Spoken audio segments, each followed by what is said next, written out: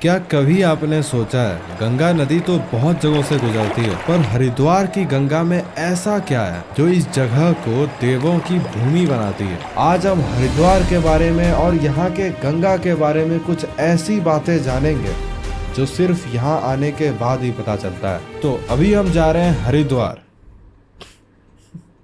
हम हरिद्वार से आ चुके हैं और आपके लिए मस्त मस्त सिनेमैटिक शॉट्स लाए हैं जिससे हम आपको आज एडुटेन करेंगे। बस आप हमको बता दीजिएगा वीडियो कैसा लगा आपको। शुरू करते हैं। ऋग्वेद के अनुसार आज से हजारों साल पहले वैदिक समय में हरिद्वार को मायापुरी नाम से जाना जाता था। राजा भागीरथ ने सालों तक ब्रह्मा जी की तपस्या की ताकि माँ गंगा धरती पर आए और वे अपने पूर्वजों के अस्थियों को गंगा में अर्पित करके उन्हें इस लोक से मुक्ति दिलाएं। हरिद्वार ने बहुत से आक्रांताओं का सामना किया है। समय के साथ यहाँ कई चीजें सुधरी, कई डेवलपमेंट हुई। ब्रिटिश राज के समय का पुल आज भी यहाँ यूज हो रहा है, पर आजादी के बाद मानिए हरिद्वार का असली केसरी रंग निखर आया। मंदिरों की डेवलपमेंट हुई, कई मंदिर बनाए गए। अब तो जिधर नजर घुमाओ उधर मंदिर दिखाई देगा। आज इस जगह को योगा और आयुर्वेद का एक सेंटर माना जाता है और इन्हीं सब बातों को लेकर यहाँ टूरिज्म में बहुत बढ़ावा हुआ है। मतलब सच में बहुत ज्यादा हो गया है। सिर्फ इस शॉट को लेने में हमको कितना टाइम लगा है वो सिर्फ हम ही जानते हैं और वहाँ जो लोग हमको घूर रहे थे वो जानते हैं। और ये सब हुआ मेरा इस छोटा दिमाग की वजह से। साला हम ये कैमरा स्टैंड साइड में भी तो रख सकते थे। रोड के बीचों बीच 6 फुट लंबा ये स्टैंड लगाकर हमको वीडियो बनाने का लॉजिक अभी तक समझ नहीं आया। तो हम बात कर रहे थे स्पेसिफिकली हरिद्वार और वहाँ से गुजर रही गंगा के बारे में। ऐसा क्या खास बात है? देखिए, 2 बातें हैं। पहला, ग्रंथों के अनुसार हरिद्वार की शुरुआत एक कहानी से होती है। गरुड़ जो कि विष्णु भगवान के वाहन हैं, समुद्र मंथन के बाद अमृत ले जा रहे थे। तभी उनके उस कुंभ यानी घड़े से जिसमें अमृत रखा था, उससे 4 अमृत के बूंद पृथ्वी के 4 अलग अलग जगहों पर गिर जाते हैं। उसी में से एक हरिद्वार है। इसी के बाद जब विष्णु जी धरती पर आए तो हर की पौड़ी ही वो पहला जगह था। ये उनके फुटप्रिंट्स हैं जो कि आप अभी अपने स्क्रीन पर देख रहे हैं। अब आते हैं दूसरे रीजन पर जो कि सप्तऋषियों से रिलेटेड है। ये सप्तऋषि बहुत ज्ञानवान थे। इनफैक्ट उन्होंने ही ऋग्वेद के श्लोक्स को अरेंज कर उन्हें एक राग लय में बदले थे। ये ही सप्तऋषि बाद में धरती पर अपना उपदेश पूरा करने के बाद इन सितारों के बीच शामिल हो गए। आपको बचपन में कोई ना कोई तो जरूर ही इन 7 तारों के ग्रुप को सप्तऋषि तारा कहकर दिखाया ही होगा।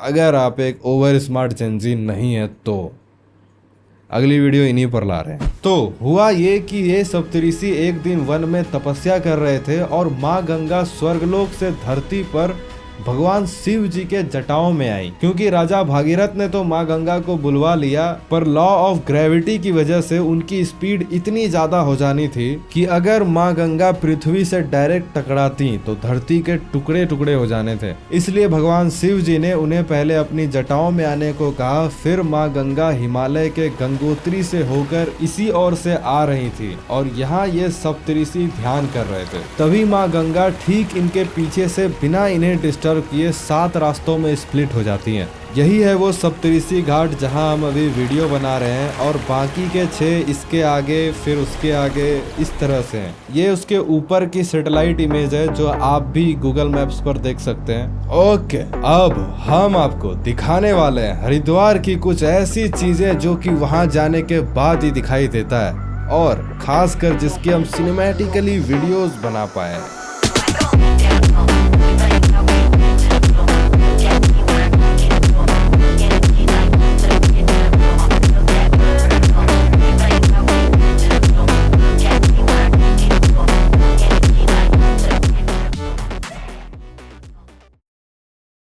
हर की पौड़ी में गंगा आरती खत्म हो जाने के बाद हमको ये दिखाई देता है। ये देखिए किस तरह से सिक्योरिटी वाला बैठे हुए लोगों से पैसे ले रहा है। जरूरी आगे बैठने के पैसे ले रहा होगा, पर ऐसा नहीं है। ये वो बातें हैं जो वहाँ जाने के बाद हर एक नॉर्मल इंसान को फर्स्ट टाइम यही लगता है। हमको भी उस वक्त यही लगा था और इसलिए हम ये रिकॉर्डिंग किए। ये असल में ट्रस्ट के लिए चंदा है। हर की पौड़ी पर कुछ अलग अलग ट्रस्ट बने हैं जो कि वहाँ के डेवलपमेंट, साफ सफाई, पूजा, आरती, सिक्योरिटी मतलब ओवरऑल सब कुछ मैनेज करते हैं और ये उसी के लिए डोनेशन ले रहे हैं। अब इसके बाद हम गए हरिद्वार के मेन मार्केट, जहाँ बहुत से अतरंगी और स्वदेशी शॉप्स मिलेंगी, कई खिलौने के दुकान है। उधर देखिए स्टीम बोट मिल रहा है, इसे हम लोग बिहार में पिटपिटिया नाव भी कहते हैं। बचपन की यादें। शूटिंग करके हम पूरी तरह से थक चुके हैं और हमको एक ऑटो नहीं मिल रहा है शांति कुंज तक पहुंचने के लिए। इसी के बाद इस साइड पर गोल गोल कुछ लटक रहे थे और हम छूने लग गए। फिर साथ ही साथ हम कुछ ढूंढने भी लग गए। पता है क्या लॉजिक, कि जहाँ तक हमको पता है ये चीज़ समुद्र में पाई जाती है, हरिद्वार से इसका क्या लेना देना। आज छोड़ो इसको। तो अब हम चले वहाँ जिसके लिए हम अब तक पैसे बचा कर रखे थे, जो कि है एक रेस्टोरेंट नहीं बोलेंगे, अंदर रेस्ट करने जैसा कुछ नहीं है। बाहर से ज़्यादा गर्मी था अंदर। ये चोटी वाला रेस्टोरेंट है। हम जब भी आते हैं हरिद्वार हर बार यहाँ आकर खाते हैं, मज़ा आ जाता है। बहुत शर्म आ रहा है ऐसे व्लॉग बनाते हुए। मेरा पहला व्लॉग भी इस चैनल सॉलिड प्लान पर, मतलब इस चैनल का नाम पहले सॉलिड प्लान था।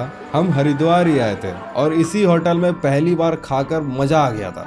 बस इस बार उतना मज़ा नहीं आया, शायद क्योंकि मेरा तबीयत ख़राब हो गया था उस वक्त। पर यहाँ इस चोटी वाले भैया के यहाँ खाना बड़ा टॉप क्वालिटी का मिलता है। हम तो शॉर्ट्स वीडियो भी बनाए थे इसके ऊपर। तो अब मेरे पास जितना था हम दिखा दिए। इस वीडियो के लिए इतना ही। मिलता है, आपको ज़रूर बता के जाना है पहले कि ये वीडियो कैसा लगा आपको। मिलते हैं। जय श्री राम। मिल गया ऑटो।